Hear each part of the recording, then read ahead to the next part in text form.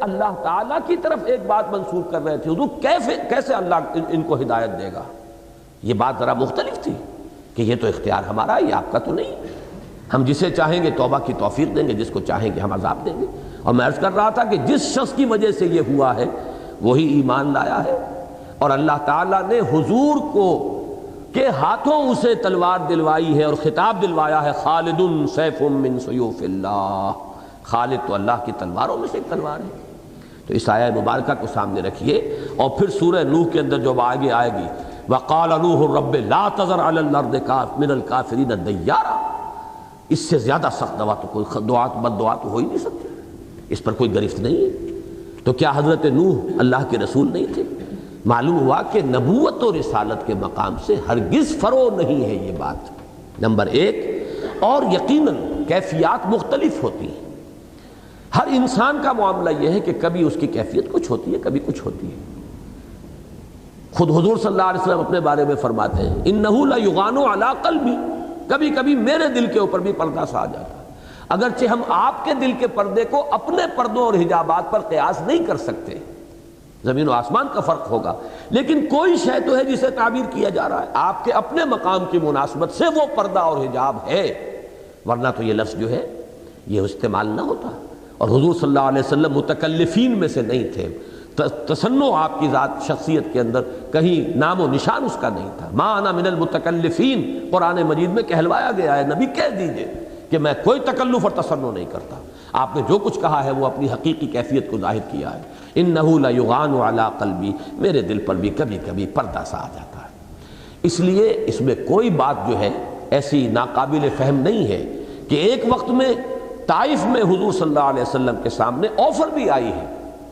کہ ملک الجبال حاضر ہوا ہے کہ اگر آپ حکم دیں اللہ نے مجھے بھیجا ہے، اگر آپ فرمائیں تو میں ان دونوں پہاڑوں کو ٹکرا دوں جس کے مابین وادی میں یہ شہر آباد ہے، یہ پس کر سربا بن جائے۔ لیکن اس وقت اللہ تعالیٰ نے آپ کو جو ہمت دی ہے، آپ نے فرمایا نہیں، کیا عجب کہ ان کی آئندہ نسلوں کو اللہ تعالیٰ اسلام کی توفیق دے دے۔ اور یہ بھی بڑی تاریخی حقیقت ہے کہ ہمارے لیے خاص طور پر بر عظیم پاک و ہند میں اسلام کا جھنڈا لے کر آنے والے محمد ابن قاسم ثقفی تھے، اور ثقیف جو ہے وہ طائف کا قبیلہ ہے، طائف کے رہنے والے تھے۔ تو اللہ تعالیٰ نے ان کی آئندہ نسلوں کو ہدایت دی ہے، لیکن یہ کہ اس طرح کا یہ نہ سمجھیے کہ ہمیشہ یہی لازم ہے۔ جیسے کہ وہاں ہو گیا، اس میں ایک نقطہ اور بھی ہے، وہ نوٹ کر لیجئے۔ در حقیقت طائف میں بھی جو معاملہ ہے وہ ہجوم کا نہیں ہے۔ دو میں نے جو واقعات آپ کو سنائے تھے اس لیے سنائے تھے کہ پہلے دو واقعات جو ہیں ابو جہل کے، وہ ایک انفرادی سا عمل ہے، وہ کوئی ہجوم نہیں ہے کہ سب لوگ چاروں طرف سے آ کر پل پڑے ہوں، جس کا نقشہ یہاں کھینچا گیا ہے فَمَا لِلَّذِينَ كَفَرُوا قِبَلَكَ مُهْطِعِينَ عَنِ الْيَمِينِ وَعَنِ الشِّمَالِ عِزِينَ۔ یہ نقشہ جو ہے وہ ان دونوں واقعات میں بھی نہیں ہے، طائف میں بھی نہیں۔ طائف میں بھی چھوکرے تھے اصل میں، ورنہ جو بڑے لوگ تھے جن سے آپ ملے ہیں انہوں نے اگرچہ جملے تو ایسے ہی کہے تھے جو جگر کو چھید ڈالنے والے تھے کہ اللہ کو آپ کے سوا کوئی نہیں ملا تھا رسول بنانے کے لیے، گویا کہ آپ اپنے محاورے میں کہیں گے یہ منہ اور مسور کی دال، آپ ہی رہ گئے تھے صرف۔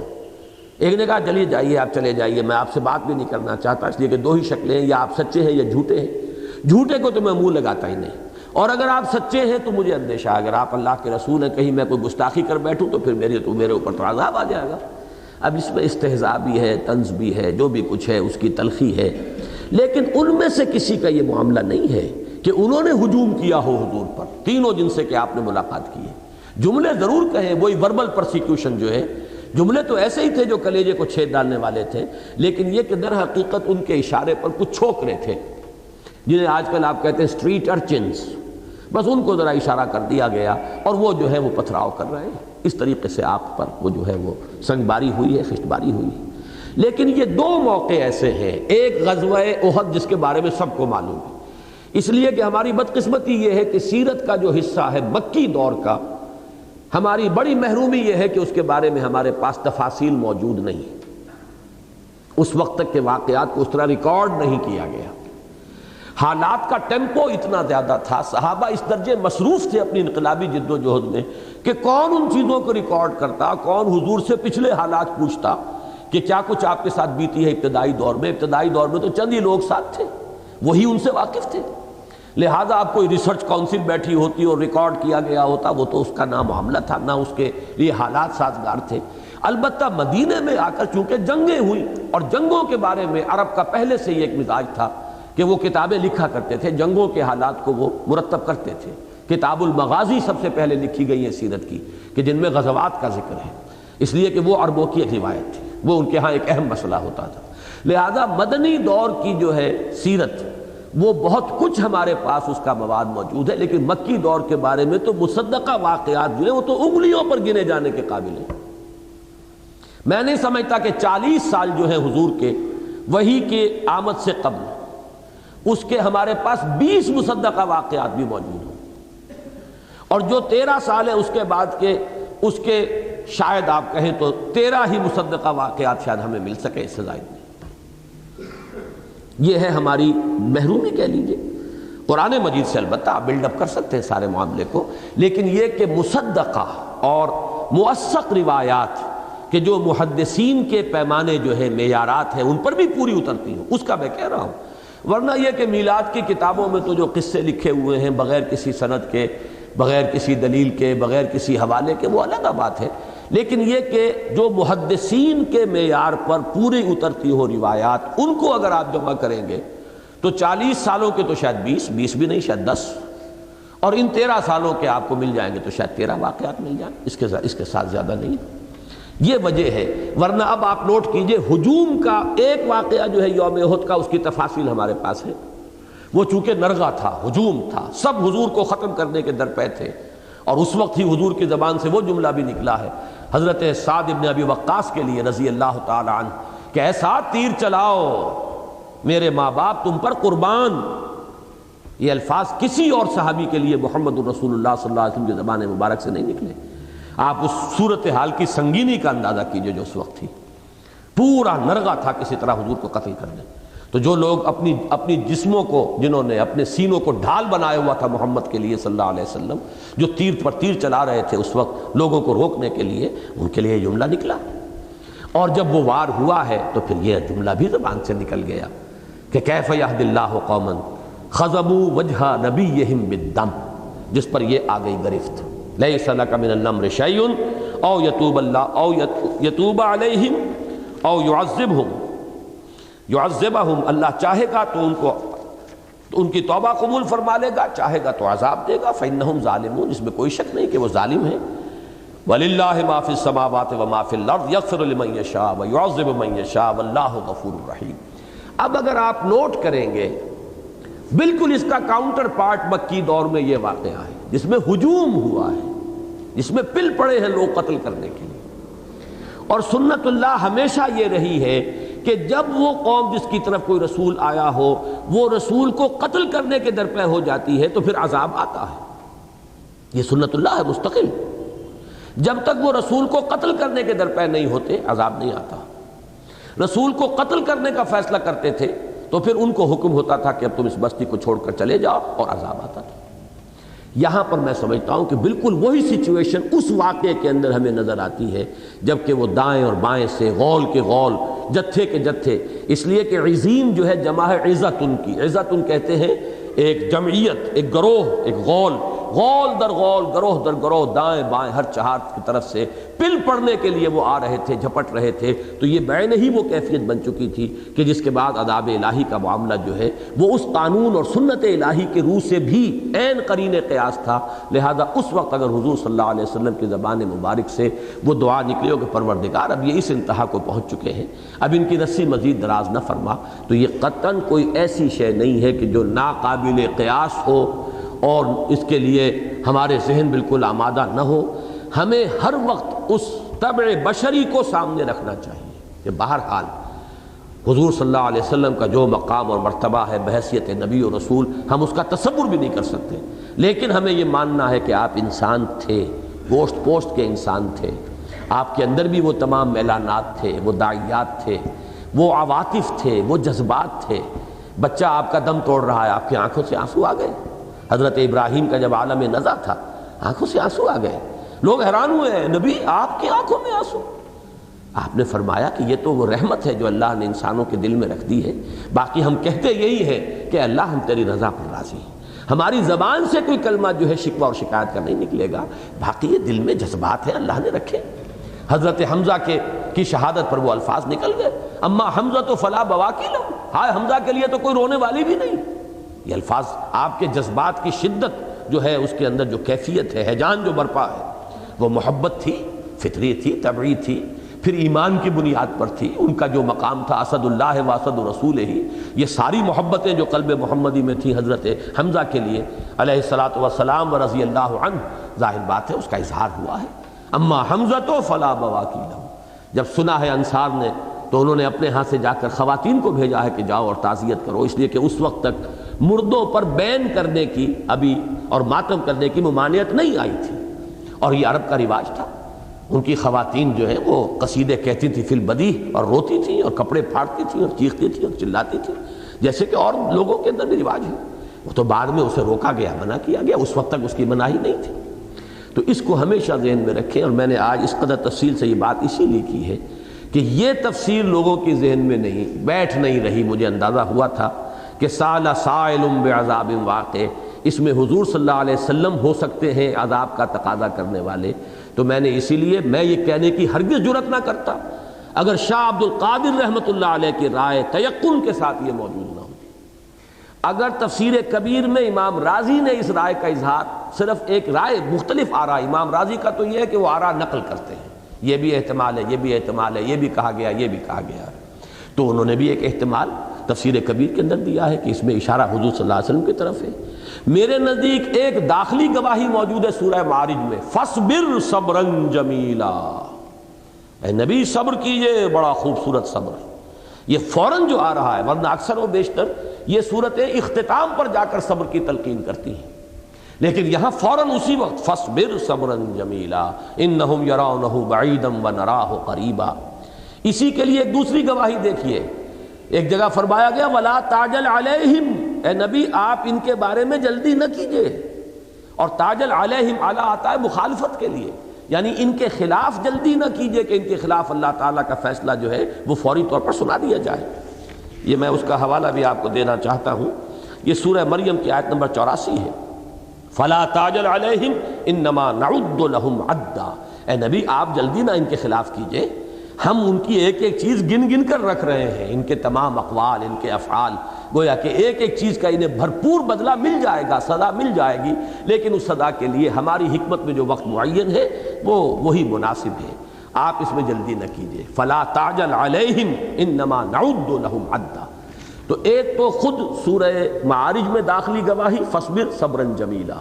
دوسرے یہ کہ جوڑا جوڑا ہے یہ صورتیں۔ اس سورہ مبارکہ کا مثنیٰ جو ہے وہ سورہ نوح ہے، اور سورہ نوح میں حضرت نوح کی دعا جو ہے وہ تو آپ کے علم میں ہے کہ شاید سخت ترین دعا جو کبھی مانگی گئی ہو، بد دعا جو دی گئی ہو۔ اب دیکھیے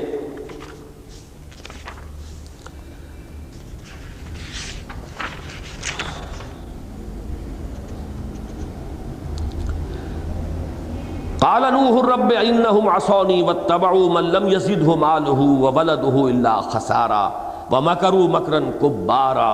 وقالوا لا تذرن آلہتکم ولا تذرن ودا ولا سواعا ولا یغوث ولا یعوق ونسرا وقد اضلوا کثیرا ولا تزد الظالمین الا ضلالا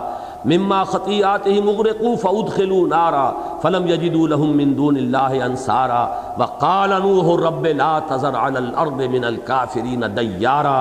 فإنک ان تذرہم یضلوا عبادک ولا یلدوا الا فاجرا کفارا، اے اللہ اس زمین پر کافروں کا ایک دستہ گھر نہ چھوڑ، اگر تو ایک کو بھی چھوڑ دے گا تو ان کی آئندہ نسلوں میں سے بھی کافر اور فاجر ہی اٹھیں گے۔ اس درجے یعنی اس قوم کے بارے میں مایوسی حضرت نوح علیہ السلام کو ہوئی تو اتنے سخت دعا دی، آپ بد دعا دی۔ تو اس سے آپ سمجھ لیجئے کہ میرا وہ موقف اور ان آیات کے ساتھ وہ تعلق جڑ گیا اس کا، کہ در حقیقت یہ نقشہ جو ہے فَمَا لِلَّذِينَ كَفَرُوا قِبَلَكَ مُهْطِعِينَ عَنِ الْيَمِينِ وَعَنِ الشِّمَالِ عِزِينَ، یہ نقشہ اس سیرت کے اس واقعے کے ساتھ جڑتا ہے جس میں کہ حضور پر ہجوم ہوا اور حضور کو قتل کرنے کے لوگ درپے ہو گئے، اگرچہ اس وقت حضرت ابو بکر رضی اللہ تعالیٰ عنہ کے آنے کی وجہ سے۔ دیکھیے مجھے پھر ایک سیرت کا واقعہ یاد آ رہا ہے، حضرت عمر اسی ارادے سے نکلے تھے حضور کو قتل کرنے کے لیے، لیکن بڑی خوبصورتی سے درمیان میں ایک صحابی حضرت حذیفہ بن عتبہ رضی اللہ تعالیٰ عنہ، یعنی یوں سمجھیے کہ ہند کے بھائی ہیں، اور حضرت معاویہ کے والد ابو سفیان ان کے سالے عتبہ کے بیٹے حذیفہ، عتبہ بہت بڑا سردار، وہ ایمان لا چکے تھے، حذیفہ ابن عتبہ۔ اس نے دیکھا تیور حضرت عمر کے بڑے خطرناک ہیں اور جلالی مزاج کا یہ آدمی ہے، اس کو روکنا اس وقت ممکن نہیں ہے، ڈائیورٹ کیا۔ کہاں چلے؟ محمد کو قتل کرنے جا رہا ہوں، میں تنگ آ گیا ہوں، یہ چخ جو 6 برس سے چل رہی ہے، اب میرا تو صبر کا پیمانہ لبریز ہو گیا، دارالندوہ جانے، ان کا فیصلہ جانے، میں تو کر گزروں گا۔ ڈائیورٹ کیا کہ کہاں جا رہے ہو، تمہاری تو اپنی بہن اور بہنوں ایمان لے آئیں۔ فوراً غصے میں آل بلاغ بھبوپا ہو کر جو ہے وہ گئے ہیں، اور پھر آپ کو معلوم ہے کہ وہاں مارا ہے، پیٹا اپنے بہنوئی کو بھی، حضرت سعید ابن زید کو رضی اللہ تعالی عنہ، اپنی ہمشیرہ حضرت فاطمہ بنت خطاب رضی اللہ تعالی عنہ، لہو لہان کر دیا۔ بہن کی زبان سے ایک جملہ نکلا کہ عمر چاہے تم ہمیں ہلاک کر دو، ہم اب اس دین کو چھوڑنے والے نہیں۔ بس اس جملے نے تمیدانی کے سوزے قراتے تو دگرگوں کرد تقدیر عمر را، عمر کی تقدیر کو بدلنے والا یہ جملہ ہے بہن کا، جا کر تیر کی طرح لگا ہے کہ وہ چیز کیا ہے جس نے صنف نازک میں ایک کمزور ہوتی ہے عورت، اس میں اتنی عظیمت، اتنا صبر، اتنا ثبات، اتنی استقامت، کوہ ہمالیہ بنا دیا، جان دینے کو تیار ہے۔ سوچنے پر آمادہ ہوں، چوٹ کھائی ہے، اور اس چوٹ کے نتیجے میں پھر وہ عمر فاروق بن گئے۔ یہ ڈائیورٹ کرنے کا انداز جو ہے، جو حضرت حذیفہ ابن عتبہ نے یہاں اختیار کیا ہے، وہی حضرت ابو بکر رضی اللہ تعالیٰ عنہ کے ذریعے سے ہو گیا۔ اگر حضرت ابو بکر اس وقت نہ آتے تو وہ لوگ بالکل غصے میں اندھے ہو گئے تھے، گویا کہ وہ تو حضور کے قتل کرنے کے درپے ہو چکے تھے۔ اس وقت ذہنی وہ بات جو ہے ان کے ذہن سے نکل گئی تھی کہ یہ معاملہ جو ہے ہماری داخلی خانہ جنگی پر منتج ہو سکتا ہے، بنو ہاشم کھڑے ہو جائیں گے تو کیا ہوگا، وہ نکل جاتی ہے وقتی طور پر۔ ابو بکر نے آ کر ذرا ڈائیورٹ کیا ہے تو فوراً ہوش آ گیا ہے، انہیں چھوڑا حضور کو، اور حضرت ابو بکر کو اپنے طور پر تو وہ ختم کر چکے تھے۔ یہ واقعہ اور غزوہ احد والا واقعہ جوڑیے ان دونوں کو، ان میں بڑی گہری مناسبت ہے، مشابہت ہے۔ جیسے وہاں حضور کی زبان مبارک سے وہ الفاظ نکلے، یہاں بھی قرین قیاس ہے کہ وہ بات آپ کی زبان مبارک سے نکلی ہو، جس پر کہ اللہ نے فرمایا سأل سائل بعذاب واقع للکافرین لیس لہ دافع من اللہ ذی المعارج۔ اب یہ جو ہے آئے گا، آ کر تو رہنا ہے،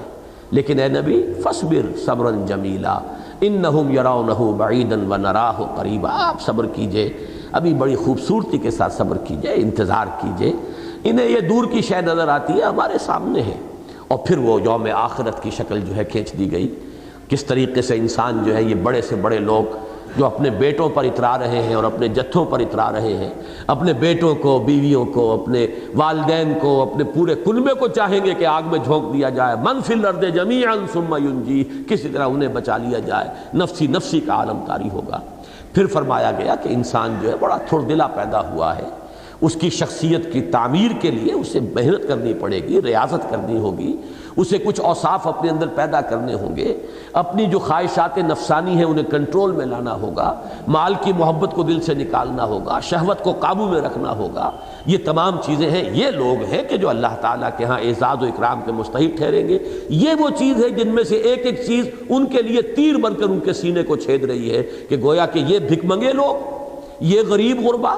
یہ فقراء، یہ ہمارے ہاں کے جو کمی کاری ہیں، یہ جو ہمارے غلام ہیں، یہ تو جنت میں جائیں گے، اور ہم یہاں کے چودھری، ہم سرمایہ دار، ہماری جائیدادیں، ہماری حیثیت، ہم سردار، ہم گویا کہ جہنمی ہیں۔ یہ ہے وہ جس پر کہ غصہ ان کا، اس نے اس طیش کی صورت اختیار کی۔ فَمَا لِلَّذِينَ كَفَرُوا قِبَلَكَ مُهْطِعِينَ عَنِ الْيَمِينِ وَعَنِ الشِّمَالِ عِزِينَ أَيَطْمَعُ كُلُّ امْرِئٍ مِّنْهُمْ أَن يُدْخَلَ جَنَّةَ نَعِيمٍ كَلَّا، ہرگز نہیں۔ اِنَّا خَلَقْنَاهُم مِّمَّا يَعْلَمُونَ، ہم نے انہیں پیدا کیا ہے اس شے سے جسے یہ خوب جانتے ہیں۔ یہ پھر ان کے اوپر جو ہے، ان کے پندار کے اوپر ایک بار کاری ہو رہا ہے۔ تم کیا اپنے آپ کو سمجھتے ہو؟ جس گندے پانی کی بوند سے بنے ہو تم خود جانتے ہو۔ یہاں پھر نوٹ کیجئے جو میرے پچھلے درس کا جو مرکزی مضمون تھا، انسان کی ایک خلقت ہے، خلقت مٹی سے ہے، یہ گندے پانی کی بوند سے ہے، لیکن انسان کا ایک روحانی وجود ہے، وہ نہ گندے پانی کی بوند سے نہ مٹی سے ہے، وہ تو در حقیقت قل روح من امر ربی، لیکن چونکہ ان کے سامنے وہ اپنا روحانی وجود ہے ہی نہیں، وہ تو صرف اپنے اس جسمانی وجود کو اور حیوانی وجود ہی سے واقف ہے۔ وہ جو فرمایا گیا سورہ حشر کی آیت میں نے پچھلی مرتبہ بھی بیان کی، وَلَا تَكُونُوا كَالَّذِينَ نَسُوا اللَّهَ فَأَنسَاهُمْ أَنفُسَهُمْ، اپنے اس اصل اور جو باعزت حصہ ہے ان کے وجود کا، اس کو تو بھلائے بیٹھے، یہ تو صرف اپنے اس خاکی اور حیوانی وجود سے واقف ہے، اور اس کے بارے میں انہیں خوب معلوم ہے کہ وہ کہاں سے پیدا ہوا ہے۔ وہ تو مٹی سے بنا، اور مٹی چلو چھوڑ دیجئے، وہ بھی کوئی علمی وہ جو ہے بات ہو جائے گی کہ مٹی سے کیسے بنا، لیکن انہیں معلوم ہے نا وہ نطفے کی گندے پانی کی بوند سے بنے ہیں نا۔ اِنَّا خَلَقْنَاهُم مِّمَّا يَعْلَمُونَ فَلَا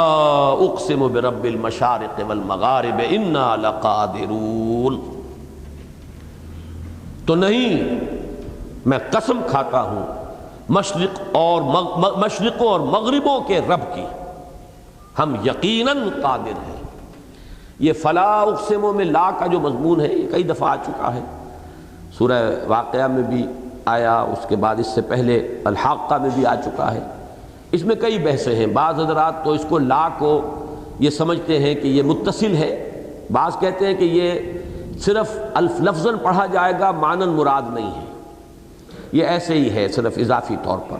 لیکن یہ کہ دوسرے حضرات اس بات کو قبول کرنے کے لیے تیار نہیں کہ قرآن مجید میں کوئی چیز بے معنی بھی ہو، بلا کسی معنی کے لے آئی گئی ہو، اور مجھے انہی کی رائے سے اتفاق ہے۔ اب جو اس کو بامانی سمجھتے ہیں ان کی دو رائے ہیں، ایک تو یہ کہ فلا اقسموں میں قسم نہیں کھاتا، مراد کیا ہے؟ یہ بات اتنی واضح ہے کہ قسم کھانے کی ضرورت ہی نہیں، لشدت وضوح ہی، اس شے کے، اس بات کے نہایت واضح ہونے کی وجہ سے میں قسم کھانے کی مجھے ضرورت ہی نہیں۔ ایک یہ مفہوم ہے کہ آفتاب آمد دلیل آفتاب، اب میں سورج کی موجودگی پر قسم کھاؤں؟ میں کوئی احمق نہیں ہوں، ظاہر بات ہے کہ کوئی ضرورت نہیں قسم کھانے کی، سورج تو خود اپنے وجود کا اعلان کر رہا ہے۔ کوئی شخص اگر ڈٹائی سے انکار کر رہا ہے تو وہ قسم سے بھی نہیں مانے گا، اس لیے کہ جب سورج چمک رہا ہو نصف النہار پر تب انکار کر رہا ہے ایک شخص، تو کسی کے قسم کھانے سے کیسے مان لے گا وہ؟ تو ایک رائے یہ ہے۔ دوسری رائے جو ہے وہ مولانا فراہی کا جو مکتب فکر ہے اور مولانا اصلاحی صاحب نے جسے مزید آگے بڑھایا ہے، مجھے انہی سے اتفاق ہے اس معاملے میں، کہ یہاں لا کے بعد ایک طرح کا وقفہ ہے۔ عربی زبان میں پنکچویشن نہیں ہے، ہمارے ہاں انگریزی میں آپ کو معلوم ہے کوما لگا دیا، نے کے بعد comma, I swear by the day of judgement, نہیں میں قسم کھاتا ہوں۔ یہاں پہ نہیں سے مراد ہوتا ہے کہ جو تمہارے ذہن میں ہے وہ غلط ہے، میں اس کی نفی کر رہا ہوں، تم جو کچھ سوچ رہے ہو بالکل پادر ہوا شے ہے، اس کی کوئی حقیقت نہیں، اس کے لیے کوئی بنیاد نہیں۔ نے I swear by the day of judgment، لا اقسم بیوم القیامہ، یہ سورہ قیامہ آ جائے گی، اس میں یہ تفصیل سے مباحث آئیں گے۔ تو یہ لا منفصل ہے، گویا کہ لا علیحدہ پڑھا جائے گا، تھوڑا سا وقفہ، فلا اقسم برب المشارق والمغارب، تو نہیں، تم نفی کر رہے ہو آخرت کی، تمہیں اعتماد نہیں ہے آخرت پر، تمہیں یقین نہیں آخرت پر، لیکن میں قسم کھاتا ہوں، فلا اقسم برب المشارق والمغارب۔ اب یہ یہاں پر جمع کی صورت میں آیا ہے، مشرق اور مغرب، مشرقوں اور مغربوں کے رب اور مالک کی قسم کھاتا ہوں۔ قرآن مجید میں یہ واحد میں بھی آئیں گے مشرق اور مغرب، یہ ہر روز کا ہمارا جو مشاہدہ ہے، ایک مشرق ہے ایک مغرب ہے، ہر شخص جو ہے جو دیکھتا ہے سورج شروع جہاں سے طلوع ہوا وہ اس کا مشرق ہے، اور جہاں وہ غروب ہوا وہ مغرب ہے۔ لیکن آپ کو معلوم ہے کہ مشرقین و مغربین یہ بھی آیا، رب المشرقین و رب المغربین، وہ رب ہے مشرقوں کا، دو مشرقوں کا دو مغربوں کا۔ اس کی تعبیر یہ ہو سکتی ہے کہ ہمارا جو مشرق ہے وہ دوسری دنیا کا مغرب ہے، امریکہ کے لیے وہ مغرب ہے، اور ہمارا جو مغرب ہے امریکنز کے لیے وہی مشرق ہے۔ اس اعتبار سے گویا کہ مشرقین اور مغربین کا تصور ہو جائے گا۔ اور مشارق و مغارب، یہ ہمیں معلوم ہے کہ زمین چونکہ ترچھی ہے، وہ اپنی حرکت کے ساتھ جب آگے جاتی ہے ہر روز نیا مشرق ہوتا ہے۔ زمین کی جو حرکت ہے اسی نقطے پر، ہمارے لاہور کے اعتبار سے اسی نقطے پر سورج جو ہے طلوع نہیں ہوگا کل، جس پر کہ آج طلوع ہوا تھا، اس لیے کہ ہر روز جو ہے اس کی وہ شمالاً جنوباً جو ہے سورج جو ہے سردی کے موسم میں جنوب کی طرف چلا جاتا ہے، گرمیوں کے موسم میں شمال کی طرف آ جاتا ہے، ہمارے شمالی کرے کے اعتبار سے، نصف کرہ جو ہے شمالی اس کے اعتبار سے، جنوبی نصف کرہ کے اعتبار سے ہماری جب سردی ہوتی ہے وہاں گرمی ہوتی ہے، جب ہماری گرمی ہوتی ہے وہاں سردی ہوتی ہے۔ تو اس اعتبار سے گویا کہ زمین کا ہر نقطہ، غور کیجیے گا، زمین کا ہر نقطہ، یہ جو خط سرطان اور خط جدی دو خط ہیں، اس سے آگے سورج نہیں جاتا، نہ اوپر نہ نیچے، ان دونوں کے درمیان ہر نقطہ جو ہے زمین پر وہ مشرق بھی ہے مغرب بھی،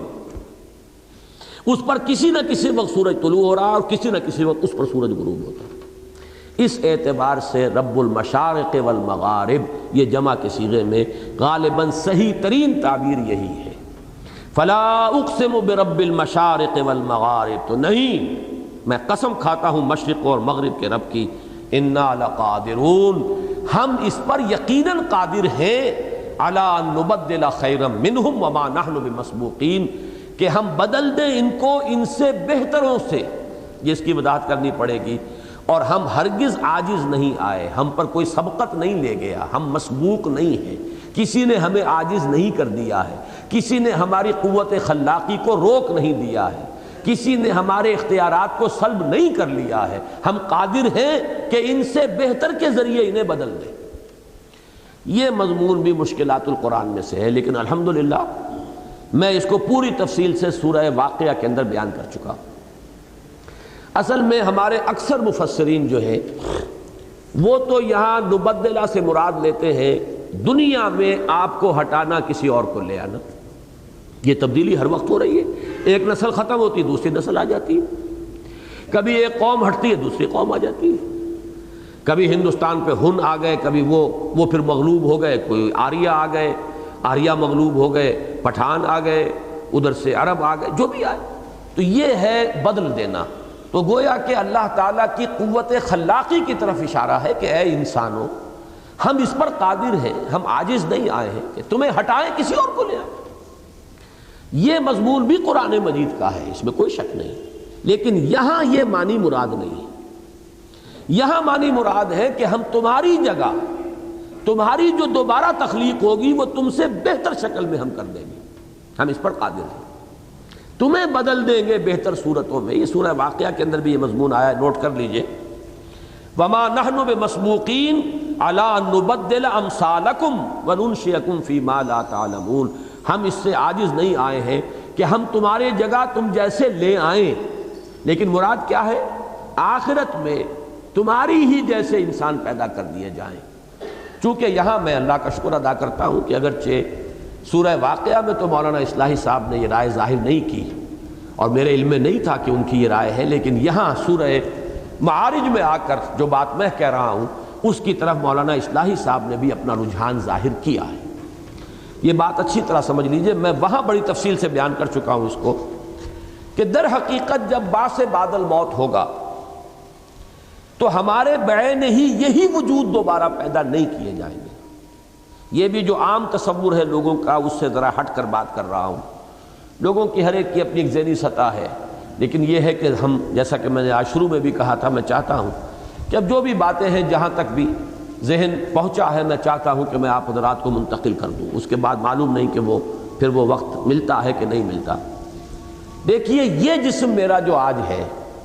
یہ وہ نہیں ہے کہ جو 10 سال پہلے تھا۔ اس دنیا میں جسم بدلتا رہتا ہے۔ اب یہ جس نے بایولوجی نہیں پڑھی ہے اسے نہیں پتا اس کا۔ میرا جو خون آج میری رگوں میں گردش کر رہا ہے، چند دنوں کے بعد اس کا ایک ذرہ بھی میرے جسم میں نہیں ہوگا۔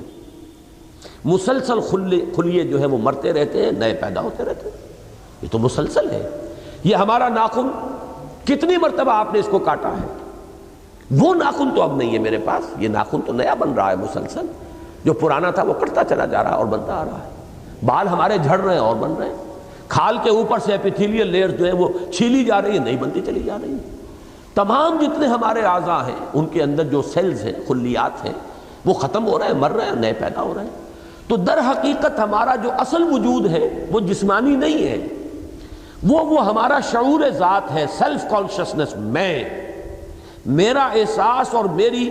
جو ایک یادداشت ہے، میری میموری ہے، اس کا تسلسل ہے۔ میں جب 5 برس کا تھا اس کے واقعات بھی مجھے یاد ہیں۔ پھر میں 10 برس کا تھا، اس کے واقعات بھی یاد ہیں. میری پوری اس میموری کے اندر میری وہ شخصیت کا اور میری یادداشت کا تسلسل جو ہے وہ ہے در حقیقت جو مجھے ایک تشخص عطا کرتا ہے. ورنہ میرا یہ جسم یہ تو بدل رہا ہے، ہر آن بدل رہا ہے، ہر آن ہلاکت میں ہے، ہر آن اس کے اندر ایک نئی جو ہے تعمیر ہو رہی ہے. ڈسٹرکشن اینڈ کنسٹرکشن یہ مسلسل جو ہے وہ اس کی جاری ہے. لہذا آخرت میں بھی در حقیقت کنٹینیوٹی ہوگی ہماری اس یادداشت کی، کنٹینیوٹی ہوگی ہمارے اس سیلف کانشسنس کی. وہ ہماری روح اور نفس ان دونوں کا مجموعہ ہے کہ جو جمع کر دیا جائے گا. جسم ہمیں عطا کیا جائے گا جو اس جیسا بھی ہوگا. دیکھیے 2 جگہ قرآن مجید میں امثالکم آیا ہے اور ایک جگہ پر خیرم منہم آیا ہے. یہاں فرمایا گیا الا نبدل خیرم منہم وما نحن بمسبوقین، ہم بدل دیں انہیں ان سے بہتروں سے، ان سے جو بہتر وجود ہوں گے ان سے. اور 2 جگہ پر سورہ واقعہ میں بھی فرمایا وما نحن بمسبوقین الا نبدل امثالکم، تم جیسے. اور سورہ دہر آگے چل کر ہم پڑھیں گے نحن خلقناہم وشددنا اسرہم واذا شئنا بدلنا امثالہم تبدیلا. وہ جسم جو ہمیں ملیں گے بعث بعد الموت کے بعد آخرت میں وہ مثل بھی ہوں گے، ایسے ہی 2 ہاتھ پاؤں ہوں گے، ایسے ہی پیر ہوں گے، ایسی ہی آنکھیں ہوں گی، ایسا ہی وجود ہوگا جس سے کہ ہم مانوس ہیں، لیکن بہتر ہوگا. بہتر کس اعتبار سے ہوگا؟ یہاں ہماری آنکھوں کی بینائی بڑی محدود ہے، وہاں بڑی تیز ہوگی. فَبَصَرُكَ الْيَوْمَ حَدِيدٌ، آج تو تمہاری نگاہیں بڑی تیز ہیں، بڑی دور تک دیکھ رہی ہیں. وہاں آگ ہمیں جلائے گی، ہم مریں گے نہیں، معاذ اللہ، ہمیں اللہ بچائے. جو بھی کفار ہوں گے آگ جلائے گی، مریں گے نہیں. جبکہ یہاں جو وجود ہے وہ جھلس جاتا، مر جاتا، ختم ہو جاتا. ثم لا يموت فيها ولا يحيا، وہ نہ اس کے اندر زندہ رہیں گے نہ مریں گے. حالانکہ یہ وجود جو ہے اس کے بارے میں ہم تصور نہیں کر سکتے. تو ایک اعتبار سے مثل ہوگا، ایک اعتبار سے اس سے بہتر ہوگا. مثل ہوگا اپنی ساخت کے اعتبار سے یہی اسی طرح کا جسم، ایسے ہی 2 ہاتھ، ایسے ہی 2 پاؤں، جن کو کہ ہم سمجھتے ہیں کہ جن سے ہم اپنے آپ کو عبارت سمجھتے ہیں. ہمارا یہ وجود ہوگا، لیکن وہ نیا پیدا کیا جائے گا اور وہ بہت سے اعتبارات سے اس وجود سے، اس جسمانی وجود سے بہتر وجود ہوگا، زیادہ ڈیوریبل ہوگا، زیادہ قوت مقاومت اس کے اندر ہوگی، زیادہ توانائی اس کے اندر ہوگی، جھیلنے کی صلاحیت اس میں ہوگی. یہ ساری چیزیں ہیں کہ جو یہاں ان 3 صورتوں میں سورہ واقعہ، یہ سورۃ المعارج اور سورۃ الدہر کے اندر یہ مضمون آیا ہے. نوٹ کر لیجئے کہ پہلا مضمون بھی غلط نہیں ہے کہ تمہیں ہٹائیں کسی کو لے آئیں، لیکن میں نے جو مزید غور کیا، ایک نقطہ میں عرض کر رہا ہوں، اسے میں پورے تیقن کے ساتھ تو نہیں کہہ سکتا، عربی لغت پر اور اس کے ادب پر میری اتنی گہری نگاہ نہیں ہے کہ تیقن کے ساتھ کہہ سکوں، لیکن ایک بات کی طرف ذہن گیا ہے، میں آپ تک پہنچا رہا ہوں. آگے آپ ان پر گفتگو کر کے مزید اس کی تحقیق کر سکتے ہیں. قرآن مجید میں جہاں کسی کی جگہ کسی کو لانا ہو وہاں استبدال کا لفظ آتا ہے، تبدیل کا لفظ نہیں آتا. اس کی 2 میرے سامنے مثالیں ہیں. سورہ نساء میں فرمایا ان اردتم استبدال زوج مکان زوج، اگر کوئی شخص اپنی ایک بیوی کو طلاق دے کر کوئی دوسری شادی کرنا چاہتا ہے تو اس کو استبدال کہا گیا، ایک کو ہٹانا دوسرے کو لے آنا. اسی طریقے سے سورہ محمد کی آخری آیت جو ہے صلی اللہ علیہ وسلم ان تتولوا یستبدل قوما غیرکم، اگر تم نے پیٹھ دکھا دی اے بنی اسماعیل، اے امیین، تو تمہیں ہٹا کر کسی اور قوم کو ہم لے آئیں گے. جیسے کہ عربوں کو 13ویں صدی عیسوی کے اندر گویا کہ اللہ تعالیٰ نے امت مسلمہ کی اور عالم اسلام کی امامت سے معزول کر کے اور ترکوں کے ہاتھ میں ہے آیا فتنہ تاتار کے افسانے سے پاسباں مل گئے کعبے کو صنم خانے سے ترکوں کے حوالے کر دیا. تو کسی قوم کو ہٹانا دوسری کو لانا یہ استبدال ہے. ان تتولوا یستبدل قوما غیرکم، ایک بیوی کو فارغ کرنا طلاق دے کر دوسری کو لانا یہ استبدال ہے. ان اردتم استبدال زوج مکان زوج، یہاں پر ہے بدلا، بدلت یبدل تبدیلا، کسی شے کو ہی بدل دینا، اسی کی صورت کو، اسی کی ماہیت کو بدل دینا. ہمارے ہی یہ وجود ہیں کہ جو در حقیقت ہمیں اس جیسے وجود ملیں گے اور وہ ان سے بہتر بھی ہوں گے اور مثل بھی ہوں گے یہی اسی طرح کے، اسی ہمارے اس پورے یعنی یادداشت کے تسلسل کے ساتھ ہمارا چونکہ جو کانشسنس ہے وہ برقرار رہے گی. میں نے اس میں ایک واقعہ پہلے بھی سنایا تھا، میری زندگی کے چونکہ وہ بڑی تلخ یادوں سے تعلق رکھنے والا واقعہ میں آپ کو سنا دوں. اور اسی وجہ سے ہمارے بعض مفکرین جو فلسفی ہے بنیادی طور پر، انہوں نے ایک خیال ظاہر کر دیا ہے کہ جنت اور دوزخ مقامات نہیں ہیں، صرف کیفیات کا نام ہے۔ مجھے اختلاف ہے، میرا موقف بالکل وہی ہے 100% درست جو اہل سنت والجماعت کا ہے۔ یہ جگہیں ہیں، پلیسز ہیں، یہ صرف سٹیٹس نہیں ہیں۔ اور مجھے افسوس ہے کہ خیر اگر سر سید احمد خان اس بات کو کہیں تو شاید میرے لیے قابل تعجب اتنا نہ ہوتا، لیکن علامہ اقبال نے بھی اپنے لیکچرز میں یہی بات کہہ دی ہے کہ hell and heaven are states not places, جگہ نہیں ہے، کوئی مقامات نہیں ہے، بلکہ یہ اسٹیٹس ہیں۔ اچھا، اس کے کہنے کی کیا بنیاد ہے؟ اگرچہ مجھے اس سے اختلاف ہے، لیکن بنیاد کیا ہے اس کو سمجھ لیجئے کہ در حقیقت اصل اہمیت جو ہے وہ ہمارے شعور کی ہے۔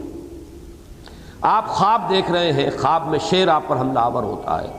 پورے خوف کی وہ کیفیت جو آپ پر طاری ہو جاتی ہے، نہ کوئی شیر ہے نہ کچھ حقیقت ہے، وہ تو اصل میں آپ کا احساس ہے۔ جب احساس پر وہ کیفیت طاری ہو گئی تو گویا کہ اس کا سارا جو اذیت اور کوفت ہے وہ تو آپ کو مل گئی۔ میری زندگی کا واقعہ یہ ہے کہ میرے ماموں صغیر احمد جان صغیر مرحوم، انہیں کینسر ہوا، اور ان کی یہ تھائی بون جو ہے، یہ بڑی ہڈی جو ہے ران کی، اس میں کینسر تھا، شدید درد انہیں ہوتا تھا، چیخیں مارتے تھے۔ اچھا، وہ درد کچھ ایسا تھا، ریفرڈ تھا، وہ انہیں یہ محسوس ہوتا تھا کہ وہ ان کا جو یہ پاؤں انگوٹھا جو تھا پاؤں کا، وہاں سے وہ درد کی لہر آ رہی ہے۔ یہ ریفرڈ پینز کہلاتے ہیں ہمارے میڈیکل سائنس میں، وہ نروز جہاں سے شروع ہو رہی ہو، محسوس ہوتا ہے کہ وہاں سے یہ درد آ رہا ہے۔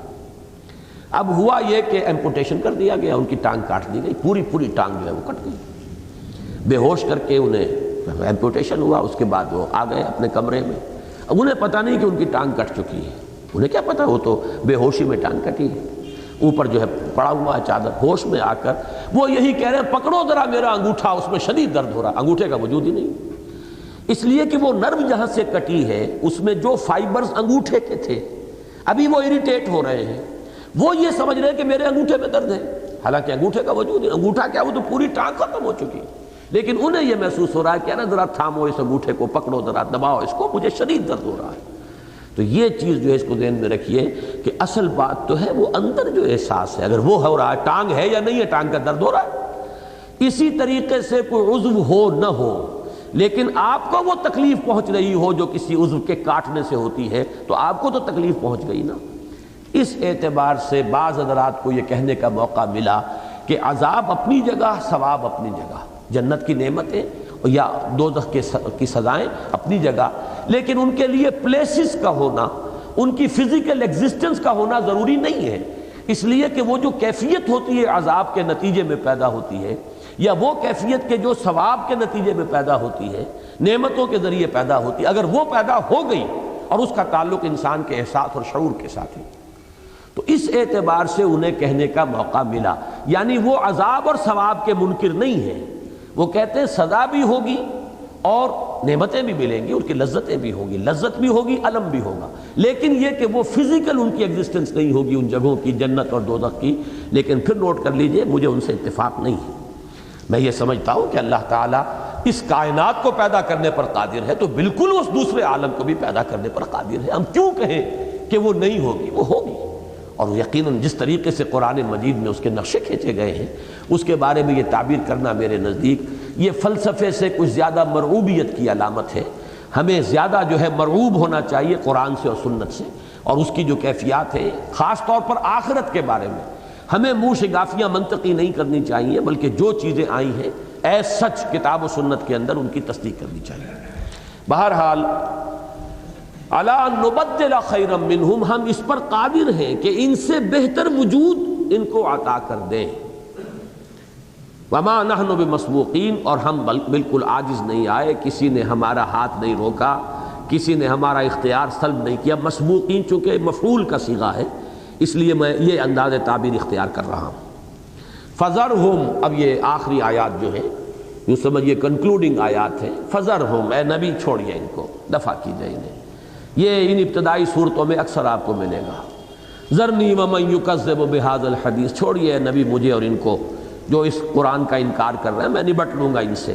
اس میں بھی دیکھیے اندازہ وہی، آپ جلدی نہ مچائیں، آپ ان کے بارے میں ابھی فیصلہ جو ہے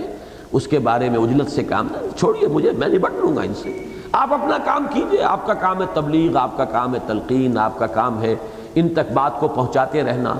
اور ان کی تکلیفیں جو وہ پہنچا رہے ہیں ان پر صبر کرنا، جو وربل پرسیکیوشن ہو رہی ہے اسے جھیلنا۔ فاصبر صبرا جمیلا ذرنی والمکذبین اولی النعمت، اے نبی چھوڑیے مجھے اور ان کو جو یہ بہت ہی نعمتوں کے اندر جو کھیل رہے ہیں اور جھٹلا رہے ہیں، میں ان سے نبٹ لوں گا۔ ذرنی ومن خلقت وحیدا، چھوڑیے مجھے اور اس کو جسے میں نے اکلوتا پیدا کیا،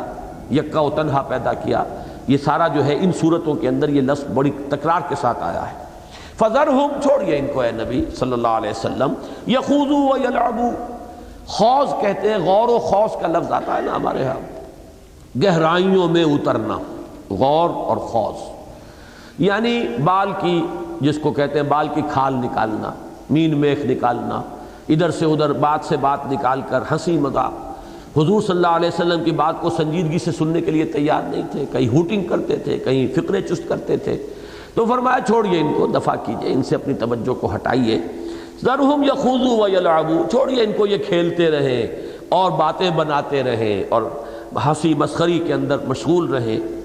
حتیٰ یلاقوا یومہم الذی یوعدون، یہاں تک کہ ان کی ملاقات ہو ہی جائے اس دن سے جس دن کا کہ ان سے وعدہ کیا جا رہا ہے، یعنی قیامت کا دن،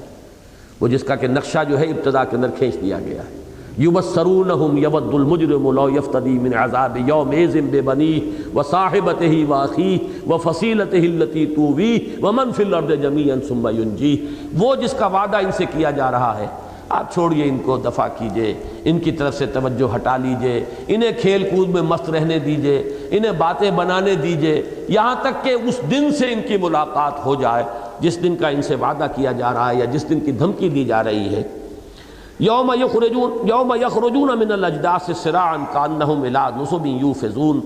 جس دن کہ یہ نکلیں گے اپنی قبروں سے، اجداث جمع ہے جدس کی، اور جدس کہتے ہیں قبر کو۔